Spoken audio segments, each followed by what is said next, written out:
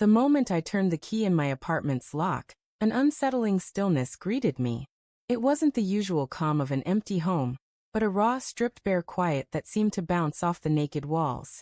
The place was barren. No furniture, no bookshelves, no framed pictures. Even the window drapes had vanished. A single piece of paper, folded and taped to the refrigerator, caught my eye. Her handwriting sprawled across it, light and almost playful. "This is for your own good. A clean break. Somewhere peaceful. There's some cash for you. Don't dwell on the past." Tucked inside were 3 worn $100 bills, nothing more. Not even our dog was there. That's when it sank in. She hadn't just walked away, she'd wiped me out entirely. 9 years of marriage, and she'd once called me her rock, the one who grounded her when life spun out of control. I trusted her words, believed in the world we'd shaped together. Lazy Sunday mornings sipping coffee with the dog sprawled between us, late-night strolls when sleep evaded her, dreams of a shared tomorrow I thought we both held dear. But cracks had started to show.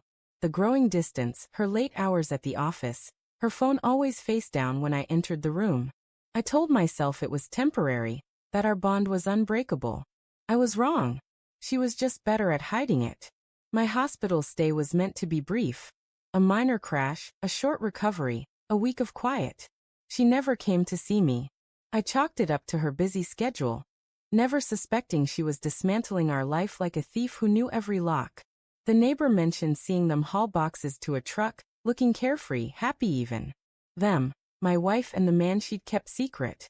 It didn't hit me with fury, not at first. Instead, a cold clarity settled in, sharp and unyielding, like pain crystallizing into purpose. I began piecing it together methodically. Finding her lover's name was easy.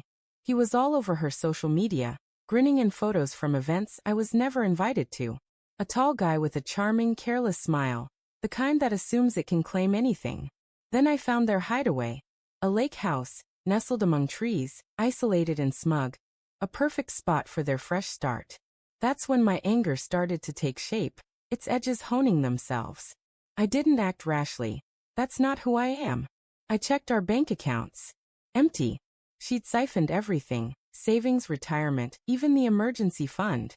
She called it setting me free. I called it betrayal. I tracked her movements, his habits, their weekend escapes to the lake, the excuses she fed her friends about being swamped. Each detail slotted into place, forming a map that steadied my hands and sharpened my focus. Revenge isn't born of fury, it's crafted through patience and precision. The drive to the lake house took 9 hours, each mile feeding my resolve. No radio, no distractions, just her note looping in my mind. Don't dwell on the past. But I did, and every memory fueled me until only determination remained. The cabin sat quietly by the water, its cedar roof gleaming with arrogance. I parked far back in the woods, waited, observed. When their car finally pulled away, her laughter drifting through the open window, I emerged from the trees. The back door was laughably easy to open. He'd left a spare key under a potted plant, reckless and overconfident. Inside, her perfume lingered, a scent that once meant comfort but now felt like an intrusion. I moved deliberately, noting my furniture, my books, even our dog's old bed. Not discarded, just transplanted to his space. It was like touring a gallery of my stolen life, rearranged for someone else's enjoyment. I didn't lash out, didn't destroy anything. That would have been too crude, too fleeting. Instead, I collected what mattered. Property deeds, a spare checkbook, unopened mail piled neatly on the counter. His name on the utility bill, her handwriting on a shopping list. His desk held a laptop, carelessly left unlocked, passwords saved. I downloaded files, bank records, messages, photos, evidence of their affair stretching back further than I'd guessed. Investments in his name, funded with my money. They thought they'd outsmarted me, that I'd slink away with my $300 and fade into silence. They misjudged me. When their car rolled back up the gravel drive, I was already gone, hidden in the woods, watching. She stepped out first, carrying groceries, laughing. He leaned in for a kiss. She looked content, but joy built on deceit is fragile. The weeks that followed were calculated.